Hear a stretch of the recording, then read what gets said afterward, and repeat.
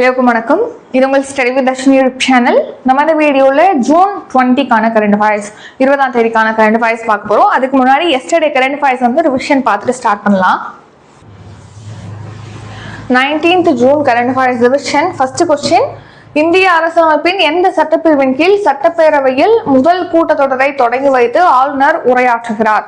Answer article 176.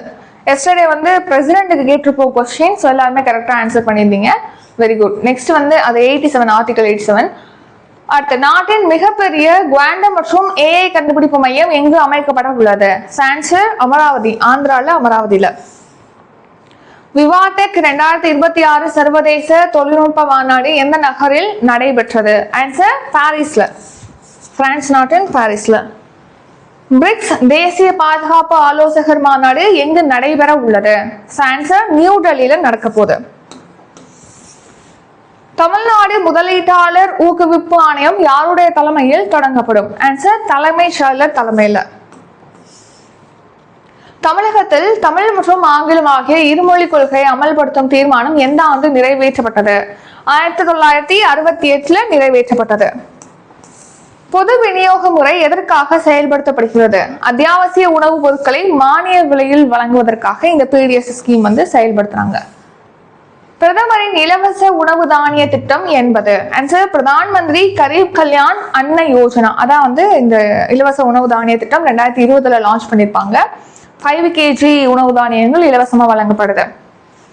PM Kisan திட்டம் எப்போது தொடங்கப்பட்டது? 2019ஆம் ஆண்டு பிரதான் மந்திரி கிஷான் சம்மான் நிதி திட்டம் 6000 ரூபாய் வந்து கொடுக்குறாங்க விவசாயிகளுக்கு அந்த ஸ்கீம்ல. பிரதமரின் வளர்ச்சி அடைந்த பாரதத்துக்கான வேலை வாய்ப்பு ஊக்கத்தொகை திட்டம் எப்போது தொடங்கப்பட்டது? ஆன்சர் வந்து 2025 ஆகஸ்ட் வந்து லான்ச் பண்ணியிருப்பாங்க இந்த scheme. Employment linked incentive programme அப்படின்னு சொல்லுவோம் இந்த ஸ்கீம். திறன் தமிழ்நாடு என பெயர் மாற்றம் செய்யப்பட்ட தமிழ்நாடு அரசின் திட்டம் எது? ஆன்சர் நான் முதல்வர் திட்டம். இது 2022 மார்ச்ல லான்ச் பண்ணது. ஈரான் அமெரிக்கா அமைதி ஒப்பந்தம் எந்த பெயரால் அழைக்கப்படுகிறது? இஸ்லாமாபாத் ஒப்பந்தம் சொல்லிட்டு அழைக்கப்படுது. ஏன்னா பாகிஸ்தான் வந்து மத்தியஸ்தரா இருந்திருப்பாங்க. 20th June current affairs, June 20ஆம் தேதிக்கான current affairs, today current affairs. அது பார்க்கறதுக்கு முன்னாடி நம்ம திருக்குறள் அரண் வலியுறுத்தல் அதிகாரத்திலிருந்து நெக்ஸ்ட் திருக்குறள் பார்த்துட்டு ஸ்டார்ட் பண்ணலாம். கவனிங்க.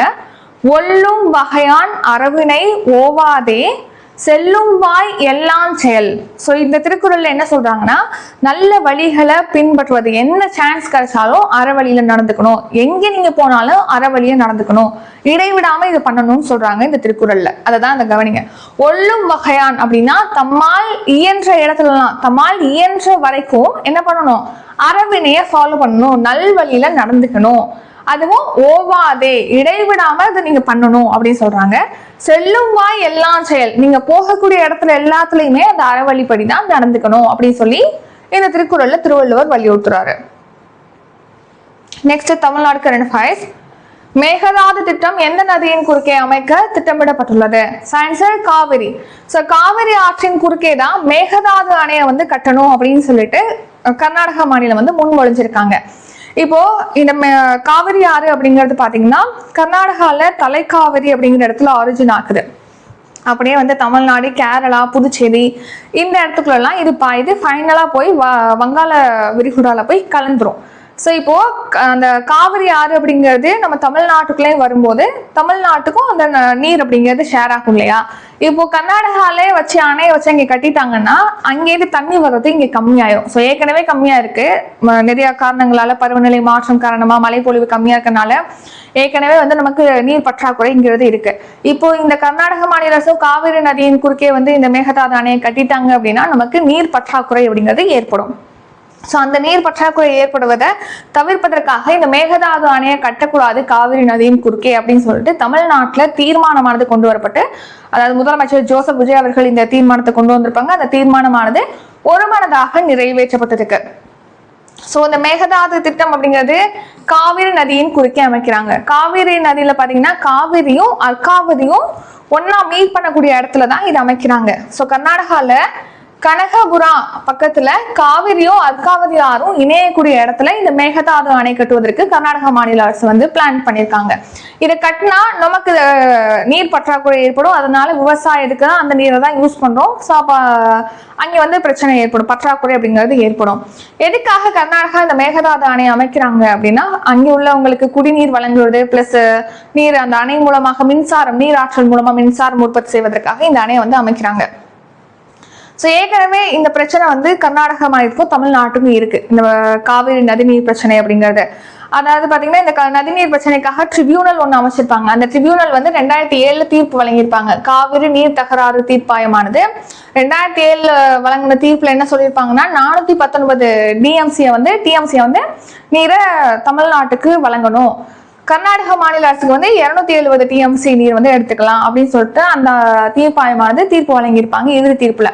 இதை கரெக்டா கர்நாடக மாநிலம் வந்து ஒழுங்கா தமிழ்நாட்டுக்கு விடுவிக்காம இருந்ததுனால இந்த நீரை இது சுப்ரீம் கோர்ட்டுக்கு தமிழ்நாடு போகுது.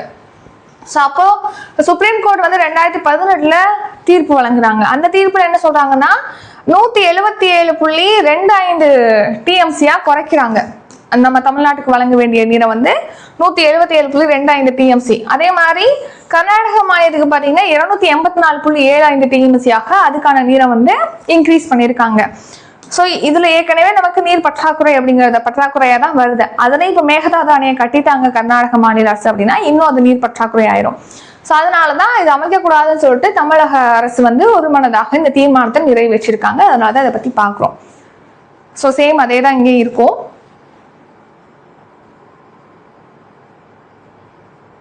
இப்போ வந்து இந்த காவிரி ஆறு பத்தி நம்ம பார்க்கலாம். காவிரி ஆறு கர்நாடகால தலைக்காவேரி அப்படிங்கிற இடத்துலதான் ஆரிஜின் ஆகுது. மேற்கு தொடர்ச்சி மலை, குடகு மாவட்டத்துல மேற்கு தொடர்ச்சி மலையில தலைக்காவேரி அப்படிங்கிற இடத்துல. இதோட லெங்த், காவிரி ஆறு எவ்வளவு நேரத்துக்கு பாயக்கூடியது அப்படின்னா 800 கிலோமீட்டர் தூரத்துக்கு இது பாயுது. எங்க இது ஃபைனலா போய் கடல்ல கலக்குது அப்படின்னா தமிழ்நாட்டுல மயிலாடுதுறை மாவட்டத்துக்கு பக்கத்துல பூம்புகார் அருகே வங்காள விரிகுடால இது போய் மிக்ஸ் ஆகுது காவிரி ஆறு.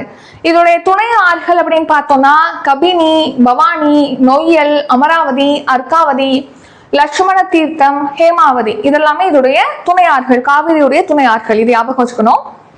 காவிரி நதியின் குறுக்கே நம்ம தமிழ்நாடு கட்டின அணைகள் அப்படின்னு பார்த்தோம்னா மேட்டூர் அணை கட்டியிருக்கோம், கல் அணை கட்டினது. இது வந்து முன்னாடி 2ஆம் நூற்றாண்டுல வந்து கட்டப்பட்டது. ஸோ நெக்ஸ்ட் அந்த மேப்பை பாருங்க. கர்நாடகால ஆரிஜின் ஆகி இங்கேருந்து இப்படி வந்து நம்ம தமிழ்நாட்டுக்கு நுழைஞ்சு இப்படி போய் கலக்குதா வங்காள விரிகுடால. எங்க கட்ட போறாங்க அப்படின்னா இந்த இடத்துலதான் மேகதாது அணை வந்து கட்ட போறாங்க. அப்ப அங்கே கட்டினா கரெக்டா தமிழ்நாட்டுக்குள்ள நுழையிறதுக்கு முன்னாடி இங்க கட்டி தண்ணி எல்லாத்தையும் அங்கே வந்து ஸ்டோர் பண்ணிட்டாங்கன்னா இங்க நம்ம தமிழ்நாட்டுக்குள்ள வர நீரானது கம்மியாயிரும். ஸோ நீர் பற்றாக்குறை அப்படிங்கிறது ஏற்படும் தமிழ்நாட்டுக்கு. அடுத்த state scheme Annadata Sukhibhava PM Kisan திட்டம் எந்த ஆண்டு தொடங்கப்பட்டது? ஆன்சர் 2025 ஆகஸ்ட் மந்த் வந்து இந்த ஸ்கீமை தொடங்கியிருப்பாங்க. அன்னதாதா சுகிபாவா அப்படிங்கிற கிஷான் திட்டம், PM கிஷான் திட்டம். PM கிஷான் திட்டம் 2019 லான்ச் பண்ணாங்க பிப்ரவரியில. 6000 ரூபாய் வந்து அந்த ஸ்கீம்ல விவசாயிகளுக்கு கொடுக்குறாங்க. அந்த PM கிஷானோட இணைஞ்சி அந்த ஆந்திர மாநிலத்துல அன்னதாதா சுகிபாவா அப்படிங்கிற ஸ்கீமை தொடங்குறாங்க. அதாவது இப்போ இதுல 6000 கொடுக்குறாங்கன்னா இந்த ஸ்கீம் படி அன்னதாதா சுகிபாவா திட்டத்தின் கீழ் மொத்தமா 20000 ரூபாய் வந்து கொடுக்கப்படும் சொல்லியிருக்காங்க. அதுல 16000 ரூபாய் வந்து ஸ்டேட் கவர்மெண்ட் கொடுப்பாங்க. 14000 ரூபாய். இந்த 6000 ரூபாயும் சேர்த்தோம் அப்படின்னா மொத்தமா 20000 ரூபாய். இது வந்து PM கிஷான் திட்டத்துல சென்ட்ரல் கவர்மெண்ட் கொடுக்குறது. இது வந்து 14,000 ஸ்டேட் கவர்மெண்ட் கொடுக்குறாங்க. மொத்தமா 20000 ரூபாய் அப்படின்னு சொல்லிட்டு இந்த அன்னதாதா சுகிபாவா PM கிஷான் திட்டத்தின் கீழ் அங்கே உள்ள விவசாயிகள், ஆந்திர மாநிலத்தில் உள்ள விவசாயிகளுக்கு வழங்கப்படும் சொல்லிட்டு தெரிவிச்சிருக்காங்க. ஸோ இந்த ஸ்கீம்ல இப்போ முதல் தவணை தொகையை வந்து இப்போ விடுவிக்கிறாங்க ஆந்திர மாநில முதலமைச்சர். ஸோ அதனால இதை பத்தி பாக்குறோம். சந்திரபாபு நாயுடு அவர்கள் வந்து இதை ரிலீஸ் பண்றாங்க. எப்போ லான்ச் பண்ணாங்க? 2025 ஆகஸ்ட்ல விவசாயிகளுடைய வாழ்வாதாரத்தை மேம்படுத்தணுங்கிறதுக்காக அவங்களுக்கு நிதி வழங்கணுங்கிறதுக்காக இந்த ஸ்கீம். மொத்தமா 20,000, 14,000 வந்து ஸ்டேட் கவர்மெண்ட்டும் 6,000 வந்து சென்ட்ரல் கவர்மெண்ட் PM கிஷான் திட்டத்தின் கீழ் வழங்குறாங்க. அடுத்து ரீசன்ட் ஸ்கீம் மகளிர் உரிமை தொகை திட்டம் 2023ல செப்டம்பர்ல லான்ச் பண்ணது. உடான் திட்டம் அப்படிங்கிறது 2016ல லான்ச் பண்ணியிருப்பாங்க. எல்லாருமே வந்து சாதாரண மக்களும் ஃபிளைட்ல வந்து பறக்கணுங்கிறதுக்காக. ஆயுஷ்மான் பாரத் இலவச மருத்துவ காப்பீடு திட்டம் 5 லட்சம் வரைக்கும் காப்பீடு கொடுக்குறாங்க ஒரு குடும்பத்துக்கு ஒரு வருஷத்துக்கு. 2023ல 2018ல லான்ச் பண்ணியிருப்பாங்க செப்டம்பர் 23ல. அடுத்த பிரகதி திட்டம்ங்கிறது 2015ல லான்ச் பண்ணியிருப்பாங்க. பயிறு வகைகள்ல தன்னிறைவை கொண்டு வரணுங்கிறதுக்காக 2025ல இந்த ஸ்கீம். 108 ஆம்புலன்ஸ் சேவை திட்டம் வந்து 2008ல லான்ச் பண்ணியிருப்பாங்க தமிழ்நாட்டுல. மக்களை தேடி மருத்துவம் 2021ல. ஸ்வாநிதி ஸ்கீம் வந்து 2020ல ஸ்ட்ரீட் வெண்டார்ஸ்க்கு வந்து கடன் உதவி கொடுக்கணும்னு சொல்லிட்டு. அவசர கால கடன் உறுதி அளிப்பு திட்டம் 2020ல லான்ச் பண்ணாங்க. ராஷ்டிரிய கிஷோர் ஸ்வஸ்திய காரியக்கிரம் திட்டம் 2014ல லான்ச் பண்ணியிருக்காங்க. கிஷான் சம்மான் நிதி திட்டம் 2019ல லான்ச் பண்ணியிருக்காங்க. அடுத்து சயின்ஸ் அண்ட் டெக். அறிவால் செல் இரத்த சோகை நோயை எந்த ஆண்டுக்குள் ஒழிக்க இலக்கு நிர்ணயிக்கப்பட்டுள்ளது? 2047க்குள்ள ஒழிக்கிறதுக்கு நமக்கு டார்கெட் இருக்கு. அறிவால் செல் இரத்த சோகை நோயை வந்து ஒழிக்கணும்னு சொல்லிட்டு. அதுல பர்டிகுலரா இந்த நோய் வந்து பழங்குடியின மக்கள்கிட்ட தான் காணப்படுது. ஏன்னா இது மரபணு ரீதியிலான நோய். ஸோ ஜென்ரேஷன் வழியா இது பரவுது. என்ன நோய்னா இப்போ பிளட் செல் இருக்கு இல்லையா, அது வந்து இப்போ ஒரு இந்த ரவுண்டா வட்ட வடிவில் தானே இருக்கும். அது பார்த்தீங்கன்னா அறிவால் செல் மாதிரி இந்த மாதிரி பாதியை ஸ்பிளிட் ஆகி இந்த மாதிரி வடிவத்துக்கு மாறிடும். அப்போ ரத்த நாளங்களுக்குள்ள இந்த செல் வந்து பயணிக்கும் போது அப்படியே அது ஸ்டக் ஆகி இந்த அறிவால் மாதிரி போய் அது ஸ்டக் ஆகி ரத்த ஓட்டம் அப்படிங்கிறது தடைபடுது. ஸோ அதுதான் அறிவால் செல் இரத்த சோகை நோய் அப்படின்னு சொல்றோம். ஸோ இந்த நோய் சம்பந்தமா விழிப்புணர்வை ஏற்படுத்துறது, இந்த நோயை ஒழிக்கணும் அப்படிங்கிறதுக்காக 2023ல அறிவால் செல் இரத்த சோகை நோயை ஒழிப்பதற்கான இயக்கம் அப்படிங்கிறது ஸ்டார்ட் பண்ணியிருப்பாங்க ஜூலை 1ல. ஸோ அதன்படி 0லேருந்து 40 வயது உடைய 7 கோடி பேருக்கு வந்து பரிசோதனை நடத்திருக்காங்க. இந்த நோய் இருக்கான்னு சொல்லிட்டு டெஸ்டிங் ஸ்கிரீனிங் வந்து நடத்திருக்காங்க அப்படின்னு சொல்லி தெரிவிச்சிருக்காங்க திரௌபதி முர்மு அவர்கள். ஸோ இது ஒரு தலைமுறையிலேருந்து அடுத்த தலைமுறைக்கு இது வந்து பரவக்கூடியது. அறிவால் வடிவ சிவப்பு ரத்த அணு இருக்கு இல்லையா, இது போய் ரத்த நாளங்கள்ல பயணிக்கும் போது ரத்த ஓட்டத்துல சிக்கிக்கிட்டு அந்த ரத்த ஓட்டமானது தடைபடுது. ஸோ சேம் அதே தான் 2023ல தேசிய அறிவால் செல் ரத்த சோகை ஒழிப்பு இயக்கம்ங்கிறது ஸ்டார்ட் பண்ணிப்போம். அதன்படிதான் 7 கோடி பேருக்கு ஸ்கிரீனிங் ஆனது 0 to 40 ஏஜுக்குள்ள உள்ளவங்களுக்கு நடத்திருக்காங்க. இது ஒரு மரபியல் நோய், தலைமுறையிலேருந்து ஒரு தலைமுறையிலேருந்து இன்னொரு தலைமுறைக்கு பரவுது. அடுத்த ரீசன்ட் நியூஸ், இந்தியா அணுமின் உற்பத்தியை 100 ஜிகாவாட்டாக இன்க்ரீஸ் பண்றதுக்கு 2047க்குள்ள இன்க்ரீஸ் பண்ண டார்கெட் இருக்கு. தமிழ்நாடு $1.5 ட்ரில்லியன் பொருளாதாரமாக உருவெடுக்க 2036க்குள்ள உருவெடுக்க டார்கெட் இருக்கு. 2030ஆம் ஆண்டுக்குள்ள 500 ஜிகாவாட் புதைப்படிவ எரிபொருள் அல்லாத எரிசக்தி திறனை அடைவதற்கு நமக்கு டார்கெட் இருக்கு. அடுத்து சயின்ஸ் அண்ட் டெக். இந்திய கடற்படையில் சேர்க்கப்பட உள்ள உள்நாட்டு கப்பல் எது? ஸோ அனைத்துமே இப்போ இந்திய கடற்படையில பாத்தீங்கன்னா இந்த துனாகிரி, சன்ஷோதக், அப்புறம் அக்ரே இந்த 3 கப்பலையும் இப்போ இணைக்க போறாங்க, நாட்டுக்கு அர்ப்பணிக்க போறாங்க. யார் அப்படின்னா பிரைம் மினிஸ்டர் மோடி அவர்கள் இந்த 3 கப்பலையுமே உள்நாட்டிலே உருவாக்கப்பட்ட இந்த 3 கப்பலையுமே நாட்டுக்கு அர்ப்பணிக்க போறாங்க. இது எங்க கட்டப்பட்டிருக்கு அப்படின்னா கொல்கத்தால கார்டன் ரீச் அப்படிங்கிற கப்பல் கட்டும் தளத்துல தான் இது கட்டப்பட்டிருக்கு. இதுல துனாகிரி கப்பல் வந்து ப்ராஜெக்ட் 17A திட்டத்தின் கீழ் கட்டப்பட்ட ஏவுகணை தாங்கி போர்க்கப்பல். நெக்ஸ்ட் சன்ஷோதக் அப்படிங்கிறது ஆய்வு கப்பல். அக்ரே அப்படிங்கிறது நீர்மூழ்கி எதிர்ப்பு போர்க்கப்பல். இது வந்து ஷாலோ வாட்டர்ல ரொம்ப ஆழமில்லாத நீர்ல வந்து பயணிக்கக்கூடியது அப்படின்னு சொல்லி தெரிவிச்சிருக்காங்க. கொல்கத்தால கார்டன் ரீச் ஷிப் பில்டர்ஸ் வந்து கட்டியிருக்காங்க. அடுத்து 75% இதுல பாகங்கள்லாம் இருக்கும் இல்லையா, அது வந்து 75% உள்நாட்டிலே தயாரிக்கப்பட்ட பாகங்களை வச்சு கட்டியிருக்காங்க. மொத்தமே இந்த கட்டுமான பணிகள் அப்படிங்கிறது எங்க இருந்திருக்குன்னா ஃபுல்லாவே நம்ம நாட்டுக்குள்ளதான் கார்டன் ரீச் ஷிப் பில்டர்ஸ்னால மேற்கொள்ளப்பட்டிருக்கு. இன்வெக்ஷன் ரிப்போர்ட் இந்தியாவின், ஸோ இது வந்து நேஷனல் வச்சுப்போம், இந்தியாவின் சீர்திருத்த திட்டத்திற்கு உலக வங்கி எவ்வளவு நிதி உதவிக்கு ஒப்புதல் அளித்துள்ளது? $1.5 பில்லியன், $1.5 பில்லியன். ஸோ அதாவது ஸ்ட்ரக்சரல் ரீஃபார்ம்ஸ்க்காக இப்போ வேர்ல்ட் பேங்க் பார்த்தீங்கன்னா $1.5 பில்லியன் நம்ம இந்தியாவுக்கு கடன் வழங்குறதுக்கு ஒப்புதல் அளிச்சிருக்காங்க. ஸோ வேலை வாய்ப்பு அதிகரிக்கிறது, இங்க ரீஃபார்ம் பண்றதுக்காக, இதன் மூலமா இங்க வேலை வாய்ப்பு அப்படிங்கிறது இன்க்ரீஸ் ஆகும். நெக்ஸ்ட் வந்து பொருளாதார வளர்ச்சியும் இது வந்து இன்க்ரீஸ் பண்ணும். மேம்பாட்டு கொள்கை நிதி அளிப்பு அப்படிங்கிற திட்டத்தின் கீழ் தான் வேர்ல்ட் பேங்க் வந்து கொடுக்குறாங்க இந்த $1.5 பில்லியன் அமெரிக்கன் டாலரை. வேர்ல்ட் பேங்க் பொறுத்த வரைக்கும் 1944 ஜூலைல ஸ்டார்ட் பண்ணிருக்காங்க. வாஷிங்டன் DC தான் இதோட ஹெட் குவார்ட்டர் இருக்கு. அடுத்து நேஷனல் டெலிகிராம் கீழ்கண்ட எந்த சட்டத்தின் கீழ் தடை செய்யப்படுகிறது? ஆன்சர் இன்ஃபர்மேஷன் டெக்னாலஜி ஆக்ட், தொழில்நுட்ப சட்டம் 2000ஆம் ஆண்டு தொழில்நுட்ப சட்டம் ஐடி ஆக்ட் 2000 கீழ் தான் இந்த டெலிகிராம் செயலி அப்படிங்கிறது இப்போ பேன் பண்ணியிருக்காங்க. ஜூன் 22 வரைக்கும் இதை பேன் பண்ணியிருக்காங்கன்னு சொல்லி பார்த்துருப்போம். ஏன்னா நீட் பேப்பர் லீக் ஆகுறதுல இங்கே டெலிகிராமில் லீக் பண்ணுறாங்க, ஃபேக்காக வந்து பேப்பர்ஸ் எல்லாம் லீக் பண்ணுறாங்க அப்படின்னு சொல்லிலாம் குற்றம் சாட்டி NDA வந்து அவங்க பரிந்துரை அளிச்சிருப்பாங்க இதை பேன் பண்ணணும்னு சொல்லிட்டு. அதன்படி இதை பேனும் பண்ணிட்டாங்க 22 வரைக்கும். ஸோ இதை வந்து டெல்லி ஹைகோர்ட் விசாரிச்சிருப்பாங்க இல்லையா, விசாரிச்சதுல உங்க பேன் பண்ணது கரெக்ட் தான், பேன் பண்றதுக்கான அதிகாரம் கவர்மெண்ட்டுக்கு இருக்கு, ஐடி ஆக்ட் 2000 கீழே வந்து இதை பேன் பண்றதுக்கான அதிகாரம் இருக்கு சென்ட்ரல் கவர்மெண்ட்டுக்குன்னு சொல்லி அந்த தீர்ப்புல சொல்லியிருப்பாங்க.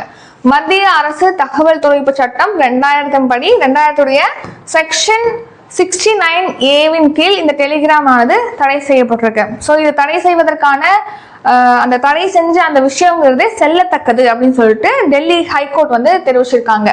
எதனால இதை வந்து தடை பண்ணியிருப்பாங்கன்னா, இப்போ நீட் எக்ஸாம் முறைகேடு நடந்துச்சுன்னு சொல்லி அதை ரத்து பண்ணிட்டு மறுபடியும் எக்ஸாம் வந்து ஜூன் 21 நடத்துறாங்க. ஸோ அந்த எக்ஸாம் பேப்பர் லீக் நடக்கக்கூடாது, இன்னொன்று ஃபேக்காக பேப்பர்ஸ் எல்லாம் கொடுத்து இதுதான் நீட் எக்ஸாம் பேப்பர்ங்கிற மாதிரி விளம்பரமும் பண்ணுறாங்க, ஃபேக் ஆடெல்லாம் நடக்குது. ஸோ அதெல்லாம் வந்து தடுக்கணுங்கிறதுக்காக இந்த நடவடிக்கை அப்படிங்கிறது எடுக்கப்பட்டிருக்கு. ஸோ அது சம்பந்தமா டெல்லி ஹைகோர்ட் என்ன சொல்லியிருக்காங்கன்னா, இதை டெலிகிராமை பேன் பண்றதுக்கு ஐடி ஆக்ட் 2069A செக்ஷன் படி அதிகாரம் இருக்கு சென்ட்ரல் கவர்மெண்ட்டுக்கு சொல்லி தீர்ப்பு வழங்கியிருக்காங்க, அது செல்லத்தக்கது அப்படின்னு சொல்லிட்டு. அடுத்து வந்து மென்பொருள் கட்டமைப்பின் மூலமா செயல்படுறதுனால ஐடி சட்டத்தின் கீழ் இந்த டெலிகிராம் அப்படிங்கிறது கணினி வளம் அப்படின்னு சொல்லிட்டு இது வகைப்படுத்தப்பட்டிருக்கு அப்படின்னும் இதுல இந்த தீர்ப்புல மென்ஷன் பண்ணியிருப்பாங்க. சயின்ஸ் அண்ட் டெக் நாட்டில் கடந்த 10 ஆண்டுகளில் காசநோய் பாதிப்பு விகிதம் எத்தனை சதவீதமாக குறைந்துள்ளது? சயின்ஸ் வந்து 23% குறைஞ்சிருக்கு. நம்ம நாட்டுல லாஸ்ட் 10 இயர்ஸ்ல காசநோய் பாதிப்பு விகிதமானது 23% குறைஞ்சிருக்கு. ஸோ இது யார் சொல்லியிருக்காங்கன்னா, மத்திய சுகாதார அமைச்சர் JP நட்டா அவர்கள் தான் இதை தெரிவிச்சிருக்காங்க. நம்ம காசநோயை ஒழிக்கிறதுக்கு 2025 ஒழிக்கணும்னு சொல்லிட்டு நம்ம டார்கெட்டும் வச்சிருப்போம். ஸோ அதை எடுத்து பார்த்தீங்கன்னா தீவிரமா செயல்படுத்துறது மூலமா 2010 1 லட்சம் பேருக்கு 243 பேர் காசநோய் பாதிப்பு இருந்திருக்கு. இப்போ 1 லட்சம் பேருக்கு 187 பேர் காசநோய் பாதிக்கப்படுறாங்க அப்படின்னு சொல்லி 2024 அது குறைஞ்சிருக்கு அந்த எண்ணிக்கை காசநோய் பாதிப்பு அப்படின்னு சொல்லி தெரிவிச்சிருக்காங்க. இம்பார்ட்டன்ட் டே, சர்வதேச யோகா தினம் எப்போது அனுசரிக்கப்படுகிறது? ஜூன் 21 தான் நம்ம சர்வதேச யோகா தினம், இன்டர்நேஷனல் யோகா டே அப்படிங்கிறது செலிப்ரேட் பண்றோம். ஸோ யோகாவுடைய முக்கியத்துவம், அது பண்றதுனால என்னென்ன நன்மைகள், அது குறித்த விழிப்புணர்வு மக்கள்கிட்ட ஏற்படுத்தணுங்கிறதுக்காக இந்த டே செலிப்ரேட் பண்றோம். இந்த வருஷம் இந்த இன்டர்நேஷனல் யோகா டேவை இந்தியாவுடைய எந்த சிட்டி வந்து ஹோஸ்ட் பண்றாங்க, எந்த சிட்டி நடத்துறாங்க? இதுக்கான ஆன்சர் கமெண்ட் பண்ணுங்க. இது உங்களுக்கான கொஸ்டின். இந்த வருஷம் தீம் என்ன அப்படின்னா, ஆரோக்கியமான முதுமைக்கான யோகா அப்படிங்கிறத இந்த வருஷம் தீம். ஸோ இது வந்து 2014 இந்த டே வந்து அங்கீகரிச்சிருப்பாங்க UN. So yoga for healthy ageing அப்படிங்கிறத இந்த வருஷம் தீம். நேஷனல் கரண்ட் அஃபேர்ஸ், தெளிவாக வரையறுக்கப்பட்டு நன்கு பராமரிக்கப்படும் நடைபாதைகளில் நடந்து செல்வது என்பது டேஷ். ஸோ இது ஒரு அடிப்படை உரிமை அப்படின்னு சொல்லி, ஃபண்டமெண்டல் ரைட் அப்படின்னு சொல்லி யார் சொல்லியிருக்கா? சுப்ரீம் கோர்ட் அதோட ஜட்ஜ்மெண்ட். இன்றைக்கு கரண்ட் அஃபேர்ஸ்ல வந்து சுப்ரீம் கோர்ட் வந்து இந்த ஜட்ஜ்மெண்ட்டை கொடுத்துருக்காங்க. ஆர்டிகல் 21 அது என்னது? ரைட் டு லைஃப், அப்புறம் பர்சனல் லிபர்ட்டி, நம்ம வந்து வாழ்வதற்கான உரிமை, சுதந்திரமாக தனிநபர் சுதந்திரக்கான உரிமை வந்து ஆர்டிகல் 21 கீழே வழங்குறாங்க. ஆர்டிகல் 19 சட்டப்பிரிவின் கீழ் ஃப்ரீடம் டு மூவ்மெண்ட் அப்படின்னு சொல்லிட்டு இருக்கு. நம்ம நாட்டுடைய டெரிட்டரிக்குள்ள எங்க வேணா நம்ம நடந்து போக முடியும் அப்படின்னு சொல்லிட்டு ஒரு ரைட் இருக்கு. 6 ஃப்ரீடம்ல ஒரு ஃப்ரீடமா அந்த ரைட் டு மூவ்மெண்ட் அப்படிங்கிறது இருக்கு. ஸோ இந்த 2 ஆர்டிகிள் கீழே ஒரு அம்சமாக இந்த தெளிவாக வரையறுக்கப்பட்ட அந்த பாத்வேல போகிறதுக்கு அதிகாரம் இருக்கு. இப்போ ரோடோட சைட்லலாம் வந்து ஃபுட்பாத் போட்டிருப்பாங்க இல்லையா, நம்ம நடந்து போகிறதுக்காக நடைபாதைகள்லாம் அமைச்சிருப்பாங்க இல்லையா. ஸோ அந்த மாதிரி தெளிவான வரையறுக்கப்பட்ட பாதை இருக்கணும், அதில் நடந்து போகணும் அப்படின்னு சொல்லிட்டு உரிமையானது ஒரு அடிப்படை உரிமை அப்படின்னு சொல்லி இதில் தெரிவிச்சிருக்காங்க. மோட்டார் வாகனங்கள் செல்றதை விட அந்த பீப்புள் வந்து நடைபாதைகளில் செல்வது அதை விட முக்கியமானது அப்படின்னு சொல்லி இந்த தீர்ப்பில் வந்து சுப்ரீம் கோர்ட் தெரிவிச்சிருப்பாங்க. நடைபாதையில நடந்து செல்லும் உரிமை அப்படிங்கிறது ஒரு அடிப்படை உரிமை அப்படின்னு சொல்லி இப்போ சுப்ரீம் கோர்ட் தீர்ப்பளிச்சிருக்காங்க. எந்த ஆர்டிகிள் கீழே அப்படின்னா article 19 right to freedom to movement இருக்கு இல்லையா, அது பிளஸ் ஆர்டிகல் 21 சுதந்திரமாக வாழ்வதற்கான உரிமைன்னு சொல்லிட்டு இருக்கு இல்லையா, அதன் கீழே இது வந்து அடிப்படை உரிமைன்னு சொல்லியிருக்காங்க. மோட்டார் வாகனங்களை விட நடைபாதைகள்ல நடந்து செல்லக்கூடிய அந்த பாதாசாரிகளுக்கு முன்னுரிமையானது அளிக்கப்படணும்னு சொல்லியிருக்காங்க. தெளிவாக இந்த மாதிரி வரையறுக்கப்பட்ட நடைபாதைகள் அப்படிங்கிறது இருக்கணும், அதுல போகிற உரிமை வந்து பீப்புளுக்கு இருக்கு அப்படின்னு சொல்லி, சிட்டிசனுக்கு இருக்குன்னு சொல்லி அதை தெரிவிச்சிருப்பாங்க. ஸோ அந்த மாதிரி நடைபாதைகள்ல போறவங்களுக்கான பாதுகாப்பை உறுதி செய்யணும் அப்படின்னு அந்த தீர்ப்புல தெரிவிச்சிருப்பாங்க. ஸோ அதே தான். ஸோ ஆர்டிகல் 19 கீழே ஃப்ரீடம் ஆஃப் மூவ்மெண்ட், நடமாடும் சுதந்திரம், வாழ்க்கைக்கான சுதந்திரம், ஆர்டிகல் 21 கீழே இது அடிப்படை உரிமைன்னு சொல்லியிருக்காங்க. ரீசன் தான் இப்போ மென்சுரல் ஹைஜீன் இருக்கு இல்லையா, பெண்கள் வந்து மாதவிடாய் சுகாதாரம் அவங்களுக்கு வந்து ஃப்ரீயா சானிடரி நாப்கின் கிடைக்கிறத உறுதிப்படுத்துறதும் ஒரு அடிப்படை உரிமை தான். மென்சுரல் ஹைஜீனும் ஒரு அடிப்படை உரிமை தான் சொல்லிட்டு சுப்ரீம் கோர்ட் தீர்ப்பளிச்சிருப்பாங்க. நெக்ஸ்ட் வந்து விபத்து ஏற்படுது அப்படின்னா அவங்களுக்கு அவசரமாக உடனடியாக சிகிச்சை அவங்களுக்கு வழங்கப்படுறதும் அடிப்படை உரிமைன்னு சொல்லிட்டு ரீசன்ட் ஜட்ஜ்மெண்ட்ல சுப்ரீம் கோர்ட் வந்து தெரிவிச்சிருப்பாங்க. அவ்வளவுதான். டுடே கரண்ட் அஃபேர்ஸ் ரிவிஷன் பார்த்தலாம். 20th June current affairs. அதுக்கு முன்னாடி இப்போ நம்ம சேனல்ல வந்து எக்கனாமிக் கிளாஸஸ் வந்து ஸ்டார்ட் பண்றோம். வித் டெஸ்ட்டும் இன்க்ளூட் ஆகி வரும். குரூப் 1 அண்ட் குரூப் 2 படிக்கிறவங்க இதில் ஜாயின் பண்ணிக்கலாம். மெயின்ஸும் சேர்த்து தான், ப்ரிலிம்ஸ் கம்ஸ் மெயின்ஸ் கிளாஸஸ் வந்து இதில் ப்ரொவைட் பண்ணுவோம். ஃபீஸ் வந்து 2000. இதில் லைவ் கிளாஸ் அப்புறம் உங்களுக்கு ரெக்கார்டட் கிளாஸும் ப்ரொவைட் பண்ணுவோம். இதை பற்றி டீட்டெயில் நீங்கள் தெரிஞ்சுக்கணும்னா டிஸ்கிரிப்ஷனில் காண்டாக்ட் நம்பர் இருக்குது, அந்த நம்பருக்கு காண்டாக்ட் பண்ணி கேட்கலாம். அடுத்த கரண்ட் அஃபேர்ஸ் ஒவ்வொரு மந்த்துக்கும் நம்ம ப்ரொவைட் பண்ணுறோம். இந்த year current affairs, last year current affairs எல்லாமே இருக்குது. டெஸ்ட்டும் ப்ரொவைட் பண்ணுறோம். அதை பற்றி டீட்டெயில் டிஸ்கிரிப்ஷன் இருக்குது, காண்டாக்ட் நம்பர் இருக்குது, காண்டாக்ட் பண்ணி கேட்கலாம். இப்போ நம்ம ரிவிஷன் பார்க்கலாம். மேகதாது திட்டம் எந்த நதியின் குறுக்கே அமைக்க திட்டமிடப்பட்டுள்ளது? ஆன்சர் காவிரி நதியின் குறுக்கே அமைக்கப்பட திட்டமிடப்பட்டுள்ளது. காவிரி நதி வந்து பொன்னி நதி அப்படின்னும் அழைக்கப்படுது. அன்னதாதா சுகிபாவா PM கிஷான் திட்டம் எந்த ஆண்டு தொடங்கப்பட்டது? ஆன்சர் 2025 ஆண்டு தொடங்கப்பட்டது. ஆகஸ்ட்ல, 2025 ஆகஸ்ட்ல. அறிவால் செல் இரத்த சோகை நோயை எந்த ஆண்டுக்குள் ஒழிக்க வேண்டும் என்று இலக்கு நிர்ணயிக்கப்பட்டுள்ளது? 2047. இந்திய கடற்படையில் சேர்க்கப்பட உள்ள உள்நாட்டு கப்பல் எது? ஆன்சர் அனைத்துமே. துனாகிரி, சன்ஷோதக், அக்ரே. இந்தியாவின் சீர்திருத்த திட்டத்திற்கு உலக வங்கி எவ்வளவு நிதி உதவிக்கு ஒப்புதல் அளித்துள்ளது? $1.5 பில்லியன். டெலிகிராம் கீழ்கண்ட எந்த சட்டத்தின் கீழ் தடை செய்யப்பட்டுள்ளது? ஆன்சர் இன்ஃபர்மேஷன் டெக்னாலஜி ஆக்ட், தொழில்நுட்ப சட்டம் 2000 அதன் கீழ். நாட்டில் கடந்த 10 ஆண்டுகளில் காசநோய் பாதிப்பு விகிதம் எத்தனை சதவீதமாக குறைந்துள்ளது?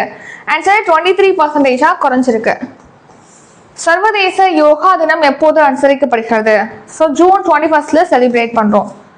தெளிவாக வரையறுக்கப்பட்டு நன்கு பராமரிக்கப்படும் நடைபாதைகளில் நடந்து செல்வது என்பது அடிப்படை உரிமை, ஒரு ஃபண்டமெண்டல் ரைட்னு சுப்ரீம் கோர்ட் வந்து தீர்ப்பளிச்சிருக்காங்க.